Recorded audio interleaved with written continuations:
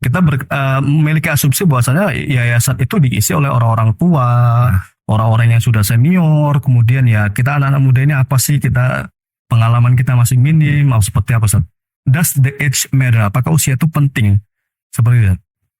Ya, bisa dianggap penting, bisa dianggap tidak ya. Iya. Karena sebenarnya untuk mengelola atau menjadi misalnya menjadi pengurus yayasan itu memang tidak mensyaratkan usianya 40 tahun ke atas, tidak ada syaratkan.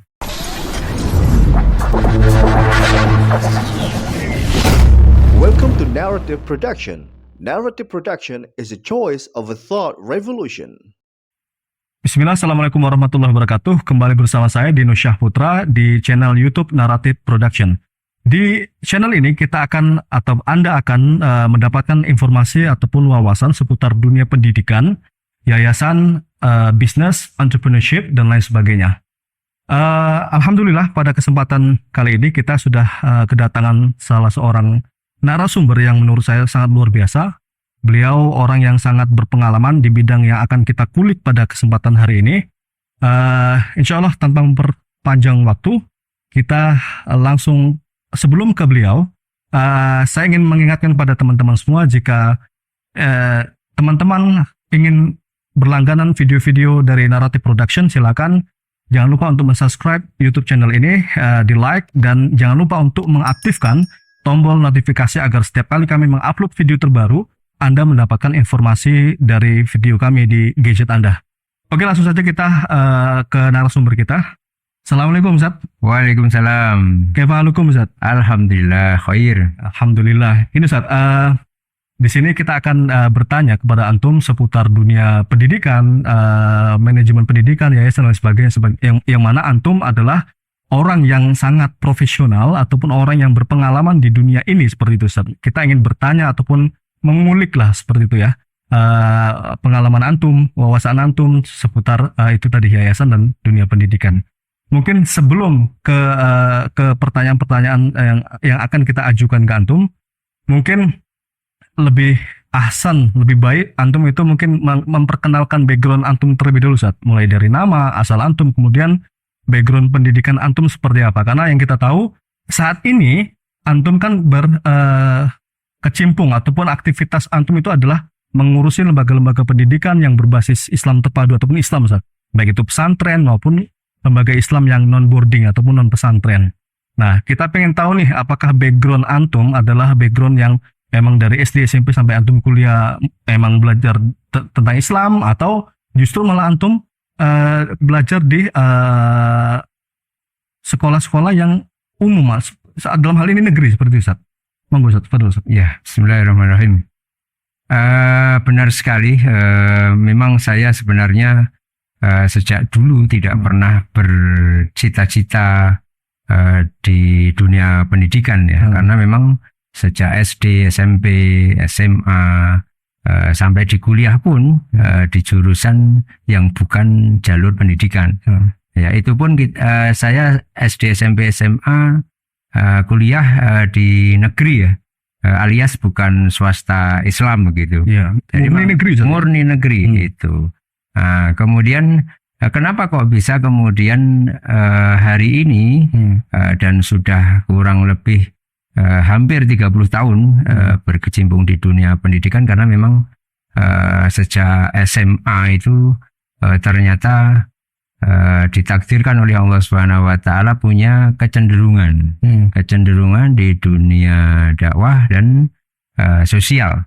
Ya, pada saat itu memang ada jamaah di masjid itu yang mahasiswa kemudian ngumpulin anak-anak SMA termasuk saya sendiri, kemudian diberi tausiah, diberi ilmu terkait dengan bagaimana kita sebagai seorang muslim. Nah, pada saat itulah kemudian menginspirasi apa yang saya lakukan sesudahnya. Nah, diantaranya misalkan pada saat itu kita satu halakoh gitu ya, sebut saja halakoh gitu.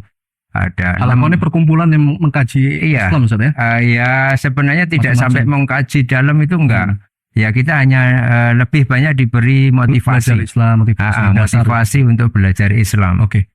Dan rata-rata kami memang bukan bukan berlatar belakang pondok pesantren. Iya. Nah, jadi kita juga tertarik dan memang ada aktivitas real. Ya, aktivitas real yang kita lakukan pada saat itu kita bikin buletin Islam, kemudian kita sebarkan sebagai media dakwah. Dan di samping itu juga ternyata dari teman-teman yang kita beri buletin-buletin ini juga tertarik. Ya, tertarik sehingga kita memunculkan kalau memang yang tertarik banyak, kenapa kita tidak minta mereka berkontribusi. Nah, berkontribusi apa? Berinfak. Jadi ini tidak dijual buletinnya, tapi bagi mereka yang mau berinfak silahkan, sukarela. Enggak infak nggak apa-apa, infak juga nggak apa-apa. Nah, pada saat itulah kemudian saya yang baru kelas 1 SMA ya, kelas 1 SMA kemudian menyebarkan buletin ini, karya dari teman-teman satu halakoh pada saat itu. Nah, kemudian mereka ternyata mau memberikan infak. Ya, dan alhamdulillah setelah infak itu terkumpul, kita punya ide lagi. Gimana kalau uang terkumpul ini tidak disalurkan kepada teman-teman yang memang membutuhkan. Dan ketika itu memang ada yang membutuhkan. Teman kita sendiri yang satu angkatan, ada yang beda angkatan. Ternyata SPP sekolahnya ya, kalau dulu BP3 ya, dan ada BP3 juga itu. Oh, SPP dulu BP3 sebenarnya. Enggak, dulu ada SPP, ada BP3. Kalau BP3 itu kayak iuran orang tua. Oh iya. Kalau SPP itu memang biaya sekolah gitu. Sekolah ya. Nah, subsidi pendidikan kan itu, penyelenggaraan pendidikan. Nah, itu kita bayari pakai uang infak itu. Memang nggak banyak sih, hanya berapa ya pada waktu itu, mungkin antara 3 sampai 10 lah. Jadi tiap bulan itu antara 3 sampai 10 itu beda-beda. Jadi yang kita bantu itu yang pada saat itu memang membutuhkan. Kan ada yang orang tua itu karena swasta juga, bukan pegawai, nggak punya penghasilan tetap. Kadang-kadang dia bisa bayar, kadang-kadang enggak. Nah, pada saat mereka tidak bisa membayar, nah kita bantu itu teman-teman. Ini kecuali memang ada 3 orang yang kita biayai itu terus, karena memang kalau tidak salah ya, itu orang tuanya memang sudah nggak punya maisha. Jadi memang butuh bantuan terus, bahkan itu sampai kuliah selesai itu kita yang membiayai dari kumpulan buletin itu misalnya. Berarti mereka yang mendapatkan buletin itu mereka semua itu menjadi let's say itu menjadi donatur. Tidak ya, kira-kira donatur lah, cuma mereka tidak mau disebut donatur. Karena sebenarnya itu teman-teman kita sendiri. Oh gitu. Enggak dari orang lain, enggak ada. Nah, ya, simbiosis mutualisme saja, mereka dapat ilmu dari kira-kira begitulah. Terus kemudian berkembang, alhamdulillah kan juga karena sering ke masjid. Kemudian juga pada waktu kelas 2 itu ada 2 hal penting yang menurut saya agak mengubah hidup saya itu ya. Karena pada saat itu saya jadi ketua remaja masjid, sekaligus dijadikan ketua gerakan amal bakti siswa Islam di Solo Raya. Bukan di sekolah. Pada saat itu di SMA 4 ya. Di SMA 4 tuh kan ada ini ya, ada OSIS. Nah, saya pada saat itu diminta untuk jadi seksi kerohanian. Nah, salah satu gerakan sosialnya namanya Gerakan Amal Bakti Siswa Islam. Nah, itu di luar OSIS sebenarnya. Cuma pengikutnya banyak. Kegiatan yang ada di dalam itu membantu teman-teman yang memang kurang itu tadi. Salah satu medianya pakai buletin. Kurang finansial. Kurang finansial. Oh, berarti bukan semacam pergerakan yang itu memfokuskan pada penguatan agama. Bukan.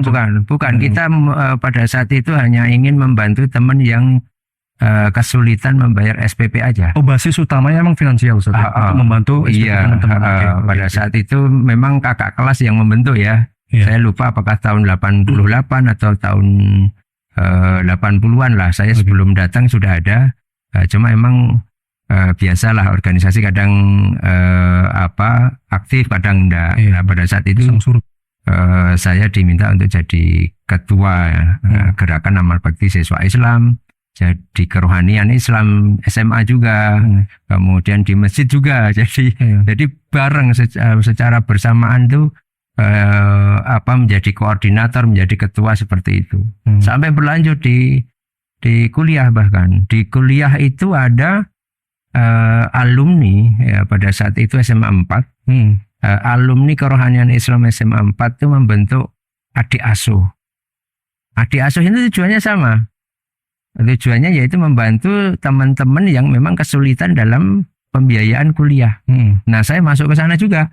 Karena saya alumni SMA 4 yang dari kerohanian Islam. Dan teman-teman alumni yang dari kerohanian Islam itu akhirnya membentuk organisasi adik asuh itu. Nah, itu kemudian saya ikut bergabung di sana, dan setelah tahun berapa ya, setahun kuliah itu, saya dijadikan ketua juga di sana. Jadi digabunglah dua organisasi itu, ada adik asuh tingkatan mahasiswa, kemudian gerakan amal bakti siswa Islam di tingkat SMA. Nah, itu berjalan ya kira-kira 5 tahun lah, sampai 95 ya, kalau tidak 98 saya lupa ya, sekitar 5 tahun saya mengelola itu. Oke. Nah, itu. Oke, itu berarti itu nuktatul intilak ataupun titik tolak antum mulai berkecimpung dengan dunia Islam, tertarik di dunia Islam, dakwah. Mulailah antum akhirnya bergabung dengan organisasi seperti itu ya.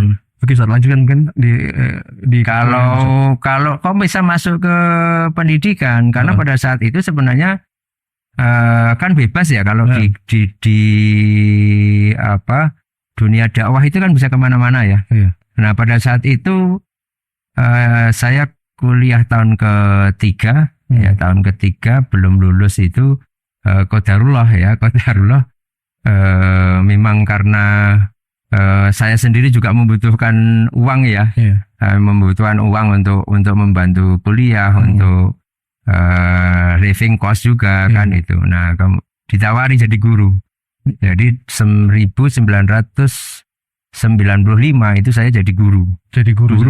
Guru ya, qadarullah saya jurusan matematika. Sekalipun matematikanya matematika murni, bukan matematika jurusan pendidikan. Spill kampus antum, Ustaz? Antum kampusnya di UNS, fakultasnya MIPA. Alma mater UMS ya. UNS 11 Maret. 11 Maret. Itu fakultasnya MIPA ya, awal-awal MIPA itulah itu. Nah, itu bukan jurusan pendidikan. Saya memang tidak ingin masuk ke jurusan pendidikan pada saat itu. Matematika murni ya ini. Tetapi memang karena akhirnya saya terjun di dunia dakwah, kemudian ada tawaran untuk ngajar di pondok pesantren 95 itu, kemudian saya ngajar. Jadilah saya mengenal dunia pendidikan. Oh, ngajar itu seperti ini. Kemudian mengenal anak-anak itu seperti ini. Nah, kemudian saya berpikir, kenapa tidak dipadukan antara pendidikan, dakwah, dan sosial? Karena itu ternyata irisannya sangat besar. Jadi kalau berbicara masalah pendidikan, mesti berbicara masalah dakwah. Dan juga pasti berbicara masalah sosial. Nah, sejak itulah kemudian 95 itu terus saya di 3 ranah itu, dakwah juga, pendidikan juga, kemudian sosial juga. Nah, itu sampai tahun 2000 lah. Nah, sampai 2000 saya udah lulus kuliah, kemudian langsung terjun jadi guru juga, guru di pondok pesantren. Nah, kemudian kami bersama teman-teman itu, sesama aktivis kampus lah gitu. Nah, itu mendirikan Yayasan Arisalah. Yayasan pertama yang kami dirikan ya tahun 2000 ya. September 2000. Oke, berarti pengalaman antum itu mendapatkan pengalaman untuk mengelola lembaga pendidikan itu setelah mulainya setelah antum bergabung di sebuah lembaga pesantren, Ustaz ya. Di situ antum belajar manajemen pendidikan dan sebagainya. Dari situlah antum mulai mengenal manajemen pendidikan dan pengelolaan pendidikan seperti itu, Ustaz ya. Walaupun secara pendidikan yang antum sampaikan tadi bukan di bidang profesional ya, secara akademisi saya tidak belajar di situ, cuman pengalaman yang antum dapat lebih kepada pengalaman yang lapangan. Iya, karena kan ketika jadi guru, ketika kita jadi guru yang aktif, produktif, secara otomatis kan dari lembaganya akan mengirim workshop kemana, dikirim ikut diklat apa. Nah, seperti itu. Jadi pendidikan ilmu pendidikan dan manajemen pendidikan ini saya dapatkan ketika dikirim-kirim itu, dan paling sering lah kira-kira seperti itu. Sehingga mendapatkan ilmu tentang manajemen pendidikan itu.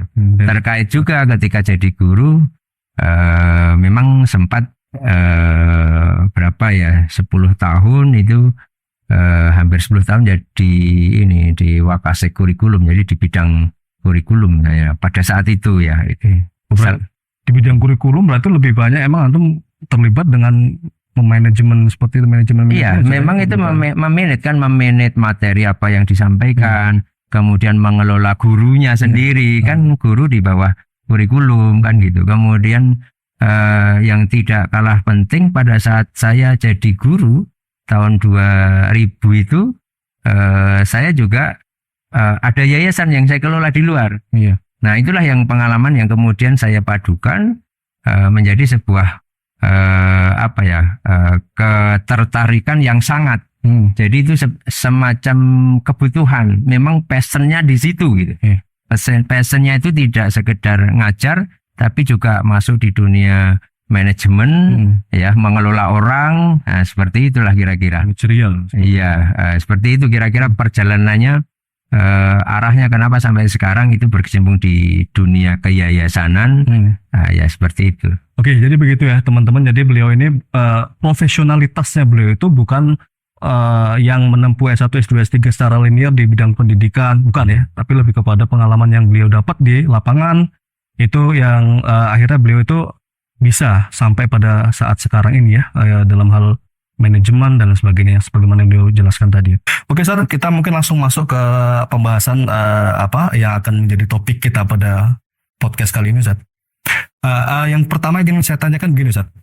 Kita kan antum kan sebagai spesialisasinya antum kan adalah di dunia pendidikan, manajemen pendidikan, yayasan dan sebagainya, Ustaz.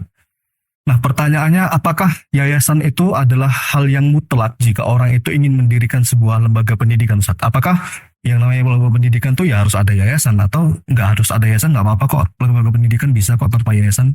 Seperti apa, Ustaz? Ya, lembaga pendidikan itu kan kalau di negara kita kan ada yang formal, ada yang non formal, ada yang informal. Nah, tergantung kita mau memilih mana. Kalau kita jelaskan formal, non formal, dan informal. Kalau kita memilih yang formal, tentu ada aturan-aturan ya. Yang non formal pun juga ada aturan-aturan di negara kita itu kan. Apakah nanti formalnya itu di bawah? Kalau formal dan non formal itu kan harus berizin operasional. Ya, izin operasional itu nanti bisa menginduk ke Kementerian Pendidikan atau menginduk ke Kementerian agama. Nah, tinggal kita milih yang mana nanti, baik formal maupun non formal. Ya, kalau formal kan sekolah-sekolah yang sama seperti diakui sama seperti sekolah-sekolah negeri ya. Nah, seperti itu. Walaupun swasta, Ustaz ya? Walaupun swasta. Kalau yang non formal? Yang non formal itu ya semisal pondok pesantren atau lembaga kursusan, tetap berizin operasional juga, sama. Nah, kita ketika mau mendirikan tinggal milih aja mau ke sana, mau ke formal, non formal atau informal. Kalau informal ya yang penting ada sepakat, ada orang yang mengelola, ada guru yang mengajar, ada murid yang diajar, ada wali murid yang mendukung, udah jalan. Tetapi itu tidak, aktivitasnya tidak diakui oleh negara, sehingga dokumen atau yang mestinya di sana ada administrasi yang diakui semacam ijazah atau sertifikat itu oleh negara tidak diakui kalau informal. Informal ya, seperti itu ya, kayak kursusan saja ya. Bukan, kalau kursusan non formal. Oh, maksudnya non formal. Kalau informal ya seperti misalkan TPA yang belum berizin, atau rumah Quran yang belum berizin. Berarti kalau berizin nanti masuknya mesti ke non formal. Berarti intinya informal adalah kegiatan belajar mengajar yang itu ya disepakati aja. Kayak homeschooling gitu ya. Tapi homeschooling ada yang formal ya. Kalau homeschooling formal berarti dia mendaftarkan diri ya, itu disebut formal ya. Tapi kebanyakan homeschooling rata-rata informal. Berarti formal dan informal itu Hanya pengakuan aja. hanya pengakuannya. Pengakuan dari negara dan atau tidak diakui oleh negara. Bahkan TPA sendiri itu bisa dijadikan lembaga formal. Non formal juga. Non formal bisa Iya, saja. Oke, seperti bisa. itu. Luar biasa. Itu ya teman-teman ya penjelasan daripada informal. Adapun yang non formal, Zat, Itu tadi yang non formal itu yang diakui negara. yang diakui negara. Kan ada formal, ada non formal, ada izin operasionalnya. Apapun itu aktivitas kalau didaftarkan ke Kemenak atau didaftarkan ke Dinas Pendidikan itu akan mendapatkan pengakuan dan bahkan mungkin dapat bantuan juga ya dengan mendapatkan izin operasional dari pemerintah itu. Iya. Kalau yang informal nggak dapat. Kalau non formal masih karena dia memiliki izin operasional. Iya, dari diakui oleh negara. Nah, kalau formal sendiri kan memiliki izin dari negara juga, Ustaz. Iya, sama. Jadi antara formal sama non formal itu bedanya hanya kalau formal itu kurikulumnya itu yang menentukan dari negara. Nah, dari Menteri Pendidikan atau Menteri Agama itu ada dirjennya ya, Direktorat Jenderalnya yang kemudian membuat sebuah kurikulum yang kurikulum itu harus diterapkan. Nah, bedanya kalau yang non formal itu tidak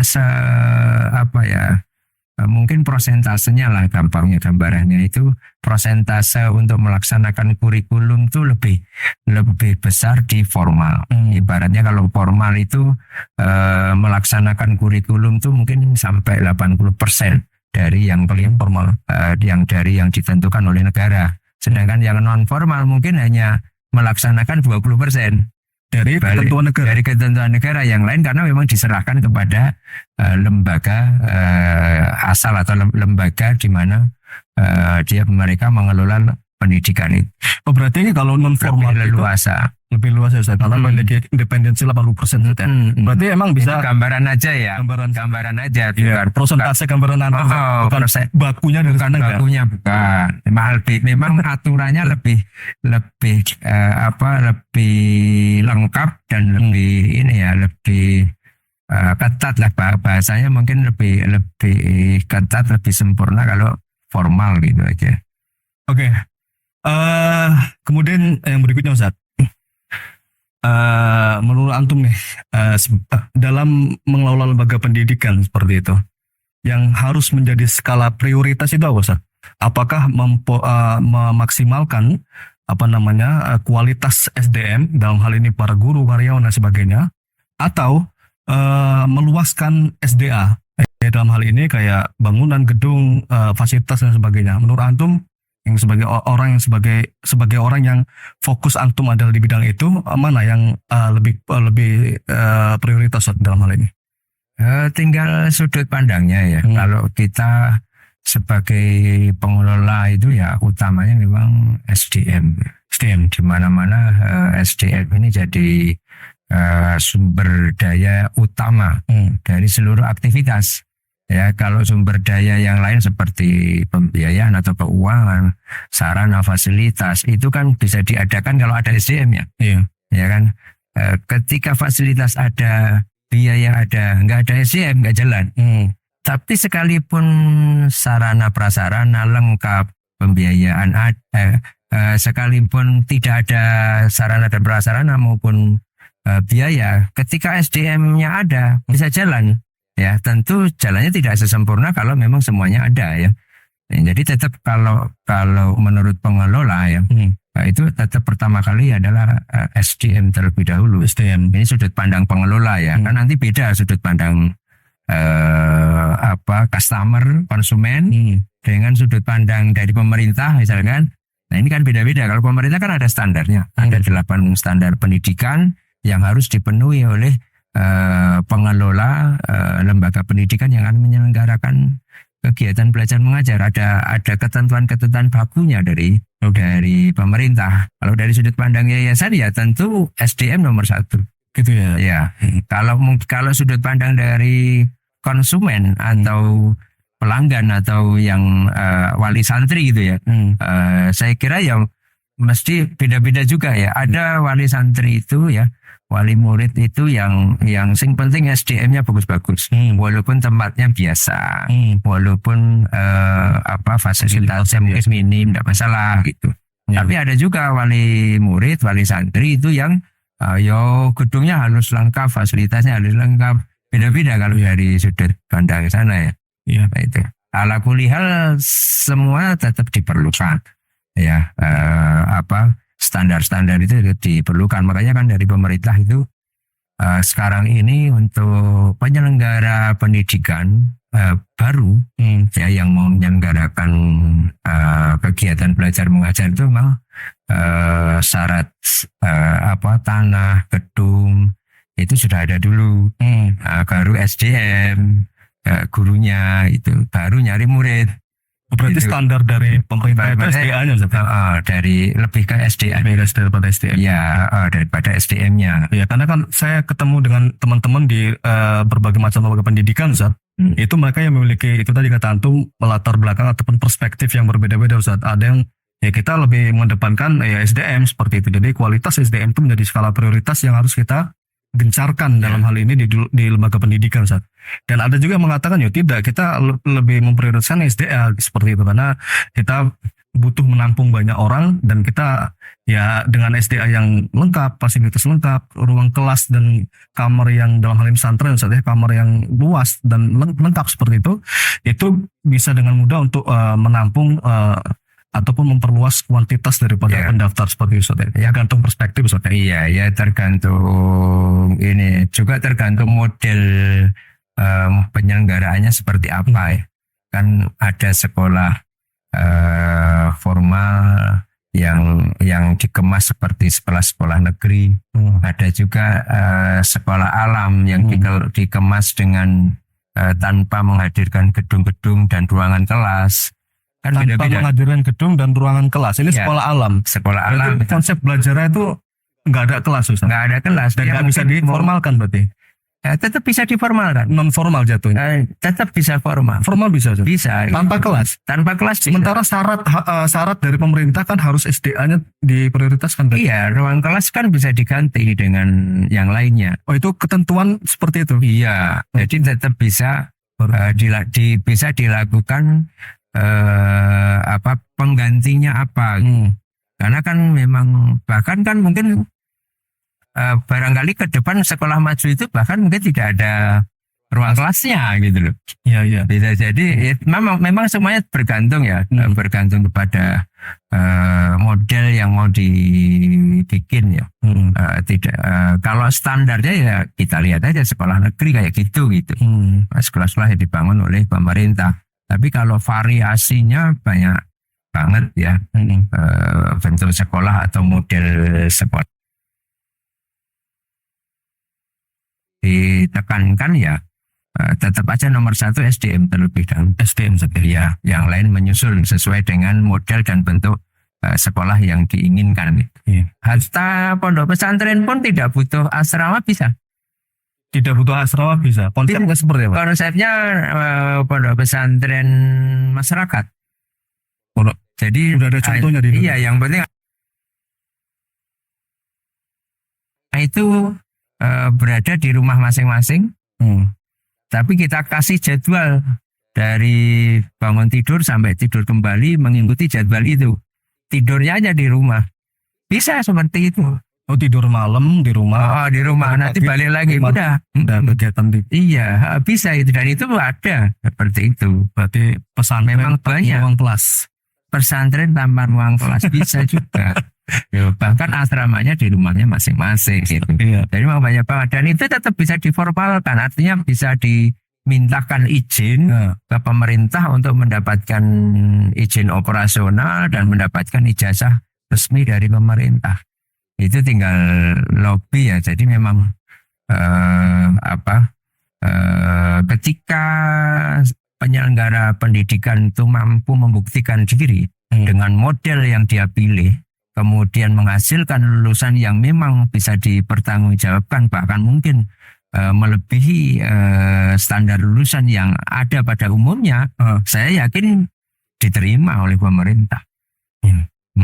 Ya karena kan sekarang itu ya kalau kata Nadiem Makarim ya, maksudnya apa namanya, lembaga pendidikan itu nggak menjamin kualitas daripada personal, Ustaz. Akan tapi tergantung bagaimana personal itu memanage dirinya untuk ya apa namanya ya kompetitif lah dalam hal belajar seperti itu, Ustaz. Oke, Ustaz, kemudian yang berikutnya menurut antum ini apa namanya antara yayasan dan biasanya kalau yayasan lembaga pendidikan itu kan sebuah yayasan itu memiliki turunan-turunannya itu kayak mungkin di situ ada lembaga kayak fundraising, sub lembaga loh, Ustaz. Fundraising, kemudian ada apa namanya ada lembaga pendidikan dan sebagainya. Menurut antum ini mana yang harus diprioritaskan untuk dikembangkan? Apakah yayasannya terlebih dahulu? Apakah lembaga pendidikan yang ada di yayasan itu sendiri? Ataukah mereka ini dua hal yang tidak bisa dipisahkan ya? Namanya dua hal yang sama ya harus jalan bareng atau seperti apa, Ustaz? Ya kayaknya yang terakhir itu yang memang terakhir itu saja. ya karena begini kan. Sebenarnya kan penyelenggara pendidikan itu kan kalau swasta biasanya berbentuk yayasan. Sementara bentuk penyelenggaraan pendidikan itu bisa sekolah, bisa pondok pesantren. Yang dua-duanya tentu harus seiring berjalan berkembang bersama-sama, bukan salah satunya. Ya itu yang paling ideal memang seperti itu ya. Ini tetapi memang ada apa ya mungkin barangkali kalau boleh menyimpulkan ya, masyarakat tuh lebih mengenal unit pelaksana teknisnya, lebih mengenal sekolahnya, lebih mengenal pondok pesantrennya daripada mengenal yayasannya. Gitu misalnya. Iya, kebanyakan wali murid bahkan wali santri itu lebih mengenal mudirnya, direktur pondoknya, Karena yang daripada langsung- yayasannya. Iya, karena yang langsung berlingkungan. Iya. Nah, sehingga kadang-kadang yang nampak hanya itu. Iya. Sehingga tidak menutup kemungkinan ketika sekolah atau pondok pesantren itu sebenarnya sudah bagus begitu, tetapi karena yayasannya tidak dikelola dengan benar, akhirnya yayasannya bermasalah, berimbas kepada lembaga pendidikan itu yang kemudian barangkali bisa pecah atau bahkan berhenti. Ini karena memang yang bertanggung jawab di depan hukum, yang di depan hukum itu yayasan. Karena lembaga pendidikan itu tidak berbadan hukum. Dia hanya berizin operasional. Sementara yang berbadan hukum adalah yayasannya. Yayasannya lah yang bertanggung jawab baik buruknya, atau kalau ada kesalahan atau ada hal yang melanggar hukum, maka yayasan yang bertanggung jawab. Bukan di lembaga pendidikannya. Bukan lembaga pendidikannya yang bertanggung jawab, yayasannya. Nah itu makanya dua-duanya harus sama, harus berkembang semua maksudnya.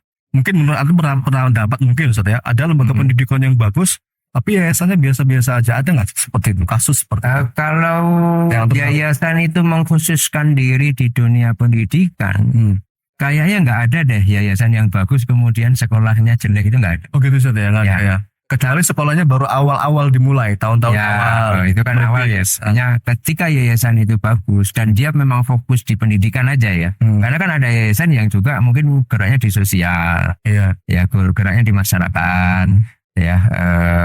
Artinya ketika melihat sekolahnya yayasan tersebut mungkin tidak bagus, tapi gerakan sosialnya, program sosialnya banyak. Ya kan memang tergantung dia fokusnya di bidang apa. Kalau yayasan itu fokusnya di bidang pendidikan, kalau yayasannya bagus, pasti lembaga pendidikannya bagus. Ya, tapi sebaliknya nggak bisa, tidak berlaku sebaliknya. Ya, kadang-kadang lembaga pendidikannya itu bagus, yayasannya sebenarnya tidak bagus. Itu bisa terjadi. Karena apa? Kadang-kadang lembaga pendidikannya bagus, yayasannya tidak bagus, malah bisa terjadi. Bisa terjadi. Tapi kalau yayasannya bagus, asal dia fokus di bidang pendidikan, pasti lembaga pendidikannya bagus. Tapi kan yang dimunculkan terlebih dahulu bukan pendidikannya, lembaga pendidikan, tapi yayasannya dulu kan ada. Iya memang betul, yayasan dulu berdiri. Kemudian yayasan sepakat bergerak di bidang pendidikan. Kemudian berdirilah sekolah atau pondok pesantren. Ya kan? Iya. Secara otomatis kan yayasannya udah bagus dulu. Kalau yayasannya bagus, tapi kalau yang yayasannya jelek, yang lembaga pendidikannya bagus itu, kasus seperti itu biasanya setelah sekian lama. Faktornya apa Ustaz? Yang sering terjadi? Faktornya ya lagi-lagi biasanya ya human error ya, Human SPF. Ya, Gimana? sebenarnya itu kan pendidikan sendiri kan kalau di undang-undang yayasan itu kan masuk di ranah sosial sebenarnya. Pendidikan Ustaz ya? Pendidikan, penyelenggaraan pendidikan, sekolah, pondok pesantren itu sebenarnya di undang-undang yayasan itu masuknya ke ranah sosial. Oh gitu. Karena di undang-undang yayasan tuh seingat saya tidak ada bidang pendidikan itu nggak ada. Oh saya kira tuh yayasan terus di bawahnya tuh ada pendidikan. Nah, kalau sosial, yayasan itu mengelola 3 bidang. Bidang Sosial. kemasyarakatan, kesehatan. keagamaan, sama sosial. Nggak ada pendidikan. Pendidikan itu masuknya ke sosial atau ke keagamaan. Oke deh. Jadi bukan pendidikan murni, pendidikan satu bidang tertentu enggak. Itu makanya kalau yayasan-yayasan itu lembaga pendidikannya mesti ada dua ujung ya. Satu memang pelayanan pendidikan pasti dibarengi dengan sosial juga. Pasti itu.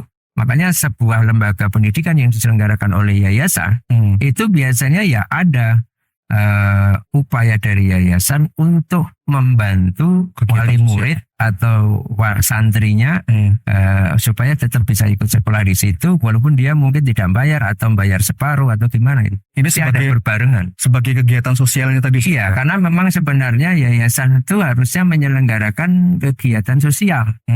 Karena sosialnya ini diwujudkan dalam wujud pendidikan, maka pendidikannya ini juga harus punya nilai sosial. Wujudnya adalah membantu masyarakat yang memang tidak punya kemampuan untuk menyekolahkan anaknya, kemudian dibantu menyekolahkan di situ dengan gratis pendidikan atau separuh atau biayanya rendah. Gitu. Nah, itu termasuk mengadakan kegiatan kayak pengobatan, bansos, bantuan sosial, sembako, ya, seperti itu, bakso seperti itu. Termasuk dakwah juga itu upaya dari biasanya yang sering terjadi seperti itu di lembaga pesantren Ustaz ya. Ini upaya untuk menerapkan sosial tadi Ustaz ya, selain pendidikan tadi Ya, Ustaz ya. sosial, kemasyarakatan dan keagamaan. Keagamaan dan masuk Itu. semua itu. Iya, memang yayasan itu mesti tiga-tiganya ini dilaksanakan. Justru kalau yayasan kemudian dia hanya menyelenggarakan lembaga pendidikan, di situ tidak memunculkan sosialnya, tidak memunculkan dakwah, tidak memunculkan keagamaannya, itu salah dia. Ya mestinya tidak boleh. Tapi kan ini yayasan tadi ada 3 Ustaz ya. Bidang 3 bidang. Sosial, kemudian kemasyarakatan dan keagamaan. Lah ini apakah masing-masing SK, saya nggak tahu namanya apa, mungkin SK surat keterangan masing-masing itu harus diterbitkan atau ya udah jalan aja asalkan 3 kegiatan ini benar-benar dilaksanakan di yayasan itu sendiri. Apa harus ada SK-nya? Mungkin sebutannya bukan SK ya. Sebenarnya kan di negara kita kan negara hukum ya. Sehingga setiap aktivitas itu kan berlandaskan hukum.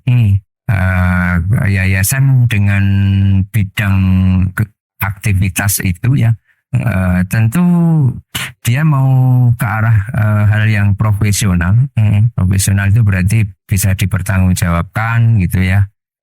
Kemudian hal-hal yang dia lakukan itu memang betul-betul mengikuti prinsip-prinsip yang diatur oleh negara begitu. Seharusnya memang mengikuti undang-undang yang ada. Semisal kita mau bergerak di dunia setelah pendidikan ada ya. Kita sosial itu wujudnya misalkan kayak menyalurkan bantuan misalkan ya. Menyalurkan bantuan ini ketika kita mengumpulkan uang dari masyarakat ya. Itu mestinya ada semacam izin operasional juga. Hampir sama dengan izin operasional sekolah, izin operasional pondok pesantren, itu ada izin operasional menggalang dana atau menggalang barang. Itu disalurkan. Itu ada undang-undangnya dan itu nanti di bawah Kementerian Sosial. Kementerian Sosial mengeluarkan aturan bagi mereka yang mau mengumpulkan dana dan mengumpulkan barang dari masyarakat maka harus punya izin. Nah itulah yang dimaksud dengan kegiatan yang legal. Legal itu ya, legal. Harusnya begitu. Cuma memang karena di Indonesia ini kalau selama saya berkecimpung di situ itu masyarakat tuh sebenarnya tidak begitu, satu mungkin tidak begitu memahami, yang kedua memang lebih fokus pada kemanfaatan dari kegiatan itu.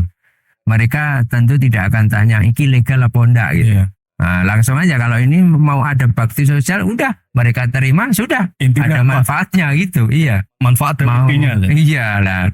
Itu sebabnya juga alhamdulillah dari pemerintah sendiri itu tidak begitu ketat ya, tidak begitu ketat untuk urusan-urusan sosial. Iya. Karena sebenarnya tujuan pemerintah membuat undang-undang itu kan sebenarnya hanya untuk agar supaya tertib, agar supaya tidak disalahgunakan. Iya. Nah, begitu. Ketika kita tidak mensalahgunakan, insya Allah tidak akan melanggar hukum. Sekalipun tidak ada legalnya. Iya. Iya, masa kita ngumpulin misalkan duit atau barang dari wali murid atau kemudian dikumpulin terus dibagi-bagikan kepada tetangga di pondok pesantren yang membutuhkan, kan itu sesuatu yang bagus ya. Ya justru malah kita membantu pemerintah. Betul, apalagi seperti itu. Iya, nah itu makanya dari pemerintah ya kayak welcome itu. Iya. Sekalipun itu tidak pakai izin operasional penggalangan dana gitu ya.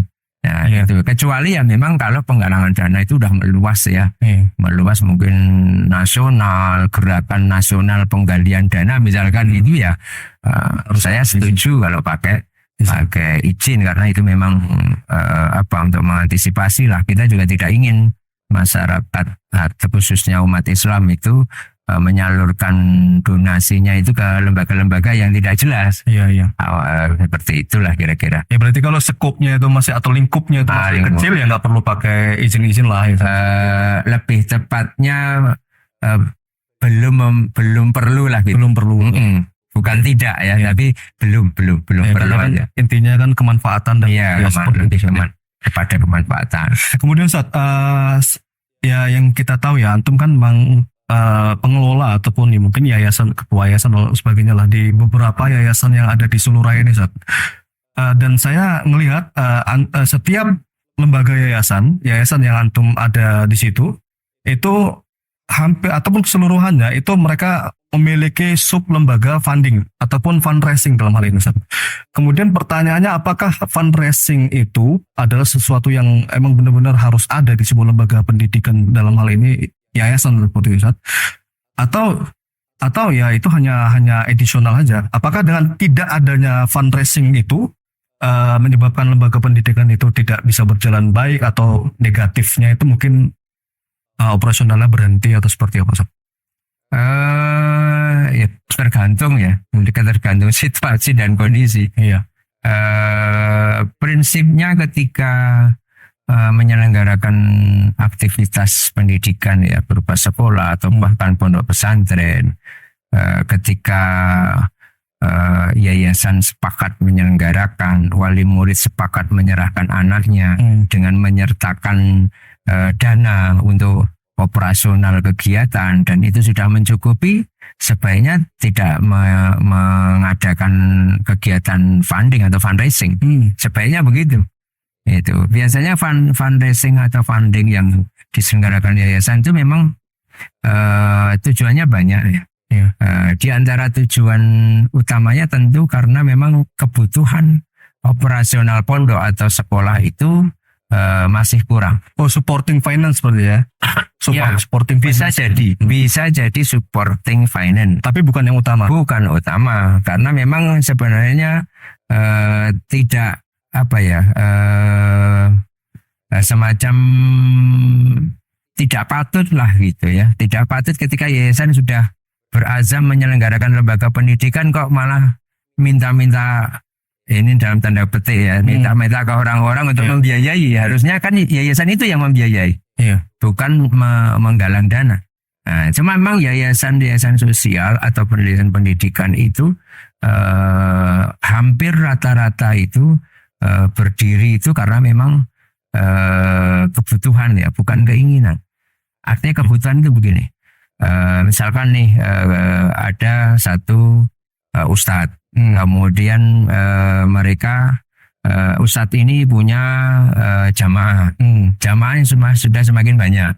Nah, ketika jamaah ini punya keinginan untuk menyelenggarakan lembaga pendidikan misalkan dengan alasan atau dengan sebab ini anak-anak kami mau sekolah, sebaiknya mengadakan sekolah sendiri atau mengadakan pondok pesantren sendiri. Jadi Ustadz ini kan bukan background yang memang mampu finansialnya. Ya akhirnya mereka sepakat untuk mengumpulkan duit. Nah, sebenarnya mula asal fundraising itu dari situ. Nah, sehingga ketika yayasan itu berdiri, memang sejak berdiri sudah ditopang dengan donasi. Dan donasinya itu tidak keluar. Sebenarnya donasi itu ya dari mereka sendiri. Ya. Nah, adapun secara formal karena dibutuhkan pembinanya siapa, dibutuhkan pengurusnya siapa, dibutuhkan pengawasnya siapa, dari jamaah itu kemudian ditunjuk, oh ketuanya Pak ini, pembinanya Pak ini gitu. Sehingga seolah-olah yang bertanggung jawab ya Pak ini, karena secara legal nama beliau-beliau itu yang dicantumkan. Tetapi secara kepemilikan memang yayasan itu tidak mempunyai hak milik apa-apa. Gitu. Iya, orang-orangnya, maksudnya pengurus-pengurusnya itu hanya seolah-olah petugas yang dititipi amanah oleh masyarakat untuk mengelola pendidikan. Bukan pemilik seperti PT, CV kan begitu. Sama-sama badan hukum. Tapi pengurus yayasan itu bukan pemilik. Jadi ketika pengelola aja. Jadi ketika pondok pesantren atau sekolah itu bubar misalkan ya, aset-asetnya tidak dikembalikan ke pengurus atau ke pembina, bukan, itu asetnya milik umat. Makanya kan dari banyak bantuan-bantuan yang masuk ke pondok pesantren atau sekolah itu biasanya mensyaratkan tanahnya tanah wakaf, karena untuk meyakinkan bahwa donasi ini saya serahkan kepada umat. Kan kalau wakaf itu kan miliknya Allah. Kalau di dunia kan miliknya umat. Nah, sehingga uang ini tidak disalahgunakan oleh oknum-oknum di yayasan. Oke, jadi seperti itu teman-teman ya. Jadi funding ataupun fundraising itu sebenarnya kondisional. Jadi dia ada dan diadakan di sebuah lembaga pendidikan itu bukan semata-mata untuk memperkaya lembaga pendidikan, bukan. Ketika lembaga pendidikannya itu sudah independen dalam hal finance, keuangan, ya dia tidak lagi butuh dengan lembaga funding ini. Karena lembaga funding ini sebagaimana dijelaskan sama Ustadz Arif tadi adalah tujuannya untuk supporting finance. Jadi untuk mendukung finansial lembaga pendidikan, dalam hal ini operasional yang emang di situ tidak ada budget di situ, yang emang ya lembaga juga tidak mampu, kemudian pemasukan di lembaga pendidikan juga terbatas, jadi kita butuh sub lembaga tadi yang dinamakan dengan fundraising seperti itu ya. Sekali lagi itu tujuan daripada diadakan fundraising. Kemudian Ustaz, yang berikutnya, antum sebagai orang yang sangat berpengalaman nih Ustaz di pengelolaan lembaga pendidikan, dalam hal ini yayasan Ustaz. Pertanyaannya adalah, does the age matter, Ustaz? Apakah usia itu penting, Ustaz? Dalam hal ini saya bicara dalam hal sebagai pengurus yayasan, Ustaz. Apakah usia itu penting dalam mengelola sebuah lembaga? Karena kita sebagai kalau sekarang yang lagi sering kita dengar istilah Gen Z, Ustaz ya. Termasuk saya juga kaum milenial, kaum muda ini, kita memiliki asumsi bahwasanya yayasan itu diisi oleh orang-orang tua, orang-orang yang sudah senior, kemudian ya kita anak-anak muda ini apa sih, kita pengalaman kita masih minim, seperti apa Ustaz? Does the age matter? Apakah usia itu penting? Seperti itu.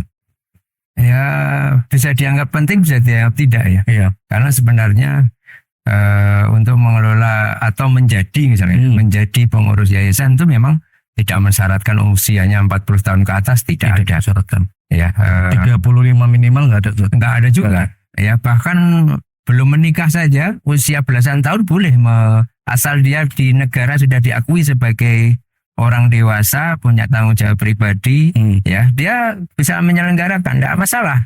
Yang utama kan dia mampu atau tidak itu. Usia itu bukan patokan. Saya dulu ketika jadi ketua yayasan usia 31.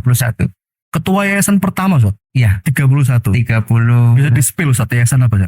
Yayasan Arisalah itu. Arisalah, Ustaz. Itu usia, mohon maaf, itu saya 72, tahun 2000 berdiri. Berarti berapa tahun itu?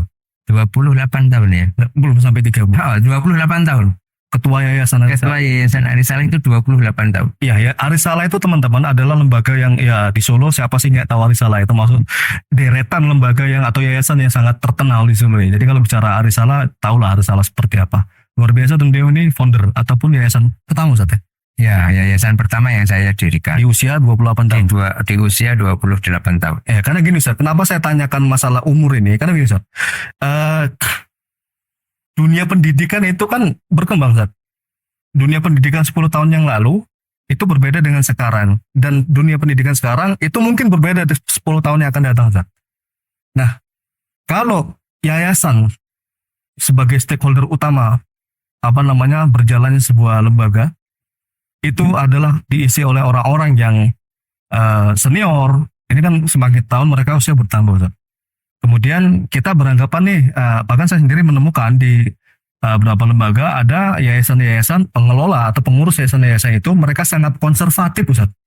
Konservatif itu bahasa polot ya seperti itu dalam menyikapi perubahan-perubahan yang ada saat ini ya seperti Ustaz. Nah itu makanya saya tanyakan apakah usia itu penting gitu Ustaz? Ya memang kalau dalam ini ya taraf berpikir itu tentu usia itu juga mempengaruhi ya menurut saya ya. Ya contoh saya mencontohkan diri saya sendiri aja ya. Ketika usia muda ya, baru usia 30-an tahun ya, belum sampai usia 40 tahun itu memang di dalam mengambil keputusan itu pertimbangannya kurang. Ya kenapa kurang? Ya karena dia belum mengenal banyak orang. Dia empati terhadap orang lain itu masih kecil, pengalaman minim. Terus dia egosentrisnya masih kuat, ya kan? Terus keinginan untuk menonjolkan diri juga masih kuat. Itu. Nah hal-hal semacam itu ya mungkin ada kendalanya di situ. Tapi tidak menutup kemungkinan di usia muda dia adalah orang yang sudah dewasa. Dan juga punya kematangan di dalam mental berpikir, itu bisa juga tidak ada masalah ya. Karena saya juga tahu ada saya lupa nama yayasannya itu, beberapa yayasan yang muncul terakhir itu didirikan oleh orang-orang yang memang masih muda-muda dan mereka lebih siap dibandingkan saya dulu ketika mendirikan ya. Kenapa ya? Mungkin hari ini informasi tidak terbatas, mencari ilmu bisa dari mana aja, sehingga untuk mendirikan yayasan dia tinggal searching, cari informasi bagaimana mengelola yayasan yang baik, kemudian dia persiapkan diri dengan cepat, hari ini bisa cepat apa semuanya, sehingga ketika mendirikan dia pun mampu, ya mampu, begitulah kira-kira. Oke, luar biasa. Jadi seperti itu ya. Jadi usia itu ya relatif lah, karena kedewasaan seorang itu tidak diukur dari usia Ustaz ya. Karena ada juga sih orang-orang yang sudah usianya sudah lumayan senja, tapi pola berpikirnya itu juga masih belum bisa kompetitif dalam hal dunia pendidikan seperti itu. Kemudian pertanyaan berikutnya Ustaz. Apakah bagusnya format sebuah lembaga, format yayasan? Apakah bagusnya format yayasan? Bagus di sini maksudnya dari segi kapasitas dan kapabilitas, Ustaz. Dari para pengurusnya itu menentukan keberhasilan daripada yayasan-yayasan itu. Jadi yayasan kalau diisi orang-orang dengan kapasitas dan kapabilitas yang baik, apakah ini 100% menjamin nih yayasannya bakalan on fire gitu? Ya, sebenarnya kan syaratnya cuma dua ya.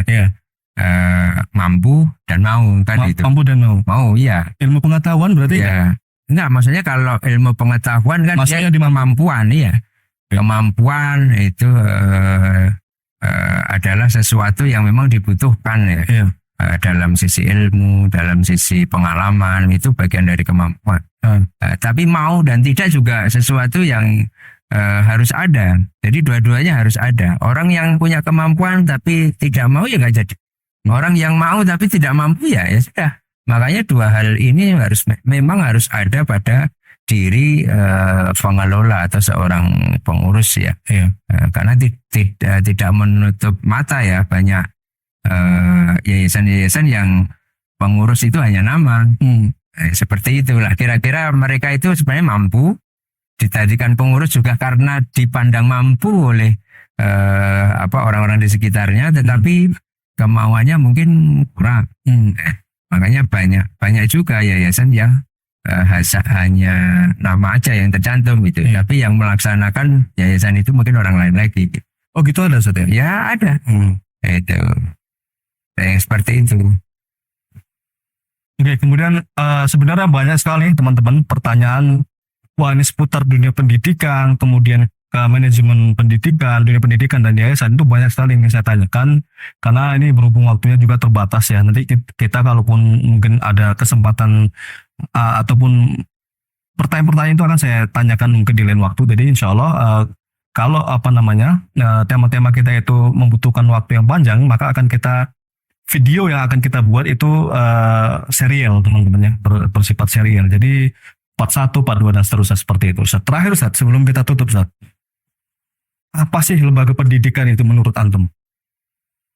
Lembaga pendidikan disebut lembaga karena itu sebuah wadah, wadah untuk beraktivitas, di mana aktivitas itu adalah utamanya adalah aktivitas belajar dan mengajar. Belajar itu tidak harus jadi siswa dan mengajar itu tidak harus jadi guru. Siapapun yang berada di sebuah lembaga pendidikan, maka tugasnya dua. Dia harus belajar, sekalipun kadang-kadang dia juga harus mengajar.